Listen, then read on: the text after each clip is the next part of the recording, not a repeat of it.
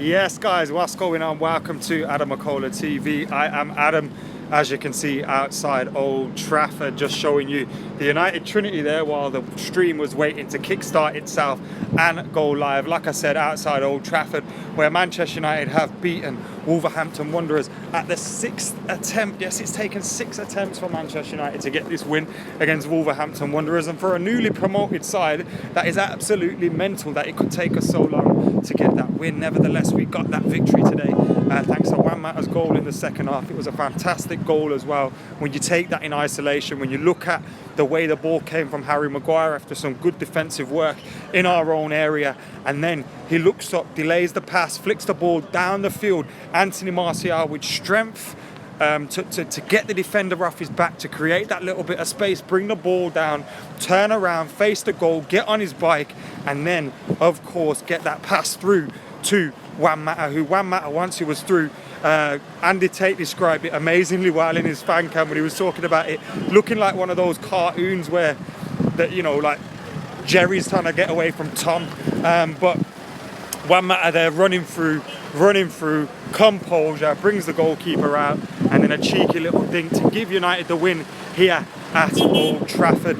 Just like Harrison Baig says, Mata and Fred were great today, they say in the comments. Through to the next round, says Asmar. And that has to be the main important thing for Manchester United today. Look, we know that Wolves are a difficult side to play against. We know they will beat a lot of pretty good teams and they'll put up a good battle. They've got great players in there. When you look at their midfield's better than ours. Neves, Matinho, all those kind of lads in the midfield area.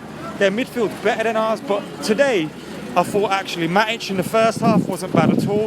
I thought he had a good performance in terms of trying to get things going now. I say that, and Matic did give the ball away a fair few times as well. And you lot will be thinking, Mac, you normally hate Matic. You've wanted rid of him for ages, but I've got to get credit where he was due, and he was taking a lot of responsibility in that midfield area. He was looking after Brandon Williams at the back, tracking back, doing all that kind of dirty stuff, and he was putting in a shift, which is what I wanted to see, trying to force the play, trying to force things for the Reds in the first half, and that was what you wanted to see from Matic, who I thought has shown signs of improvement in his play in recent weeks, in the last few games that he's participated in. So good to see from Matic. Mo says Fred had a few howlers, but Matic had a much better game than Fred, and I agree with that as well. I do feel like Matic had the better game in that midfield, but the best midfielders on that park today weren't playing in Man United shirts at all. They were playing for Wolverhampton Wanderers. They were Neves and Matinho, because they were fantastic out there today. And if United had Neves and Matinho, we'd be in that top four. It's that simple. If United had Neves and Matinho, we'd be in the top four, and we don't. But like I said, man, I'm just happy that we're through. We needed that win. I thought we were going to be in for extra time, penalties. So to get the victory in that second half, great to see from Manchester United. And now we got Watford away, Tranmere away potentially. So a tie that we should be winning in the next round, in the fourth round. And these cup competitions are going to be massively important for Manchester United this season. We already know that. Like, the only place that a trophy is going to come from for United is the Europa League or the FA Cup. Obviously the League Cup is a long shot now that we've got battered 3-1 at Old Trafford. A big negative for today, because there was some negatives, as there always seems to be with Man United, was Marcus Rashford picking up an injury now. He came on as a substitute in the second half when the game was at 0-0, and United were chasing the game, looking to get that goal. And just before United got that goal, he took a big whack. I didn't see where he got hit, but it was a hefty challenge that was put in on him. And he went down, got back up after a little bit, and then he went down again later on, about 5-10 minutes. And that's usually a worry to me, when the player thinks, oh no, I'll be all right, I can get on with this and keep playing, and then they go down again. And I'm really worried by Marcus Rashford's injury, because not only is he a massive part of the team in terms of, you know, the shape of the squad, what he provides from that left wing position, his work rate, his energy, but also when you look at the way he's been playing, the confidence he's been playing with, the skills that he's been able to perform, the goals that he's been scoring. When you look at all those things, you it'd be disappointing if something was to give him a setback now. So I really do hope the injury's not too bad and that he was taken off as a mere precaution, because if he wasn't taken off as a mere precaution, then it is a worry. Now, some people, obviously, you guys have been at home watching the game, so you guys can see the TV, and I've seen Pred say that he'll be okay. It was just a knock in the back, so maybe he was just taken off as a precaution by Ole Gunnar Solskjaer, which will hopefully have been the case, because he was on the field for about 10 minutes. So yeah, and someone says the injury was coming. Biggest Smalls in the comments now says the injury was coming, but it's one of them ones. It's not a muscle injury, I don't think. It looks like it's an impact injury, so them ones can always happen. It's just frustrating that it's happened with the Liverpool game on the horizon. But someone today said we shouldn't have played him, we shouldn't have brought him on, and I've got to disagree with that. I've really got to disagree with that, because for me, this game was more important than that game against Liverpool on the weekend. For me, this game is way more important than that game, because we ain't going to win the league. Yes, we want to beat Liverpool. Yes, it's a massive game. We want to beat Liverpool. But we're not winning the league, bruv. We might not even get top 4 even if we beat Liverpool. So for me, like, today was much more important. Winning this game was much more important. Getting through in the cup was much more important, because it's an opportunity of actually progressing in the FA Cup, in a competition that we can still win. So yeah, I disagreed with the Liverpool game is much more important now. This game was more important today, because this is actually a competition we can win, and regardless of whether we get top 4 or not, what we remember is us winning trophies. What I want to see is us winning trophies. What you want to see is us winning trophies, and what the players want to do is win trophies. So I'd take the FA Cup over top 4 right now, and even then we might not get top 4, so I'll take the FA Cup all day long. Matter back in form, says Adney. Yeah, an assist, 2 assists at the weekend against Norwich, and a goal today, a crucial goal as well. So yeah, Juan Mata is definitely in form. Mr. Kipling says definitely more important game tonight, but why can't we win both though? It's bang on, mate. I'm not saying I'd like us to only try and win one of those, but I'm just saying if we had to evaluate which one was the more important, I'd say this one tonight. Having said that, we nearly got through it with giving Marcus Rashford that rest, with allowing him that little bit of a recovery. So yeah, I would take a draw at Anfield to Asma. I think many of us are in that same position, because that game can either be an amazing victory against all odds, against a team that hasn't lost a game all season. The only game to drop points in was the draw at Old Trafford, or we could get absolutely torn apart. So yeah, I hear you. I'd take a point in that now. Martial came to life and Rashford came on, was another one of the comments, and I thought that as well. It was like he missed his mate. Great assist from him though today, which was good to see.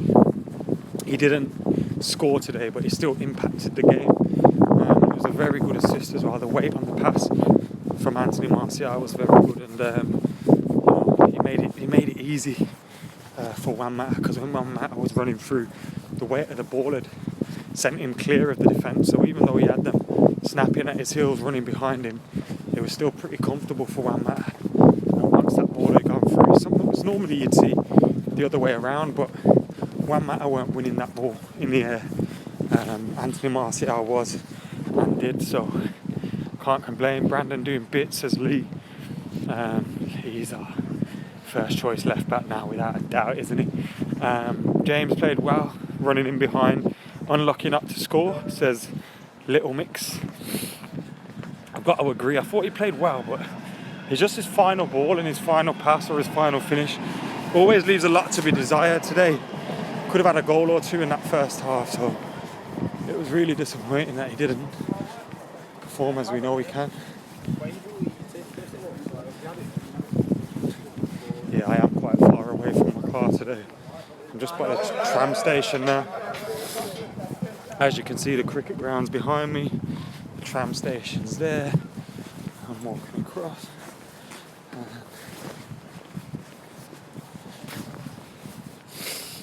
James was so wasteful. In time he'll come good.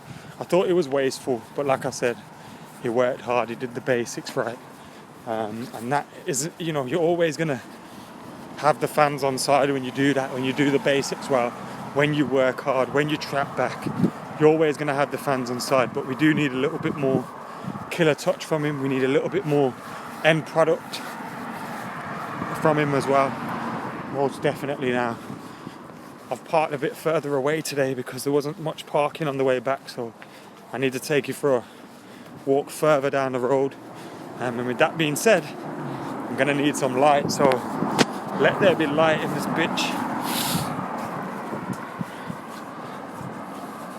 Gotta say, didn't think Matt would have the legs to get the goal, says Glenn, which is a good point. Matt had to start at Anfield. I can't imagine Matt will start at Anfield. I don't think we'll have much possession, so I don't think he'll play.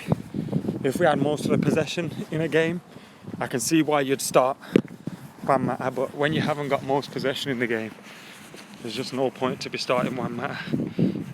So I wouldn't start Juan Mata against Liverpool, but if you want to, that's fine. Isn't it Gedson Fernandes that's going to Spurs? Cress.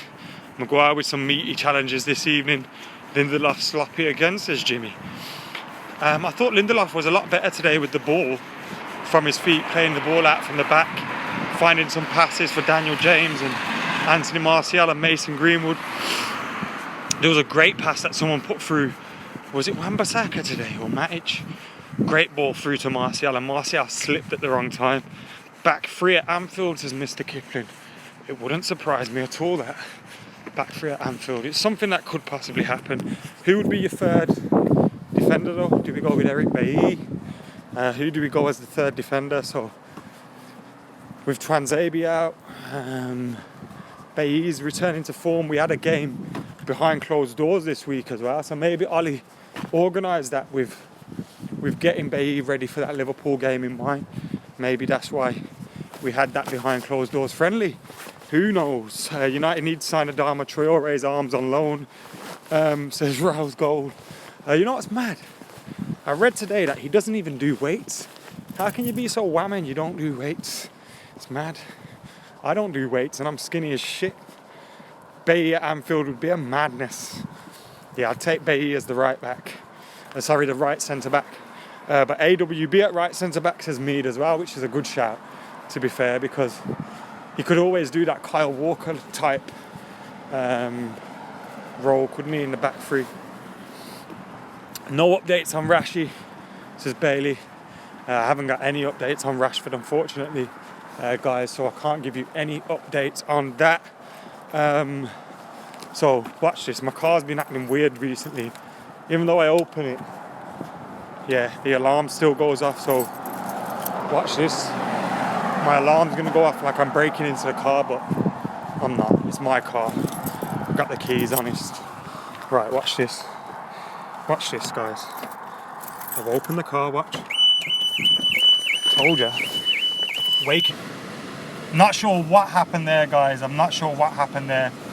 When I obviously broke into my own car, the stream dropped down. But like I was saying, the fan cams are up very soon, so go and check them out. I don't know if they're up yet, but they'll be there soon. Make sure you're hitting the like button on this video. Make sure you're commenting, sharing, and subscribing. Keep it locked to AdamMcKola TV. I have another video up for you on the channel tomorrow, maybe like an aftermath or something, and then we'll start the build up to that Liverpool game at the weekend, which I cannot wait for. And just like Glenn says, Bailly all day at Anfield winning it with an overhead kick. Do you know what's weird, yeah, Glenn? I was about to suggest that madness just before you put it in the comments.